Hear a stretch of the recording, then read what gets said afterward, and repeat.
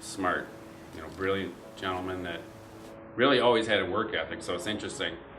Smart as he was, his work ethic and his focus is something that always stood out to me. Min was going to be successful in something, you knew that, but I don't remember him specifically saying what it was.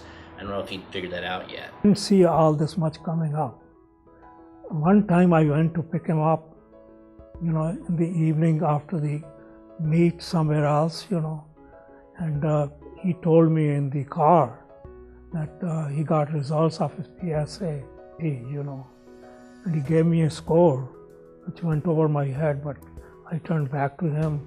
I said, "Say that again," So he repeated, and I was amazed. His friends, Mike, Ted, and all these, they were like my 4 kids. They were always there.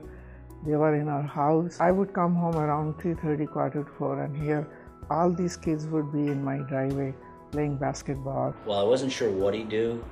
I knew it would be something to do with sports because he just absolutely, loved basketball in particular. He kind of melded those worlds together, and I think that really those are a lot of his strengths, and they have shown themselves in the world, and he's obviously doing great things to give back to the world and take care of his patients and do research. He's really been instrumental in changing how we take care of ACL tears in adolescent and teenage athletes, and his work and the presentations he's given nationally and internationally have been very well received. He's really considered an expert internationally in pediatric sports medicine and taking care of young athletes. He has lots of qualities, but he's very loving kind of, very loving, very easygoing, gets along, and especially elders, and children.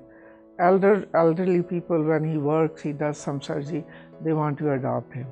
Little kids, when he's with little kids, he becomes a little kid himself. It's a difficult time for a young athlete to have to experience injury and the setbacks associated with that, and he has a tremendous gift and ability to kind of relate with those athletes and help them overcome not just the physical side of the injury, but the psychological side. And that many times is the more challenging part. You put together the kind of values that he has with a great family, and you put it to work to try to help others.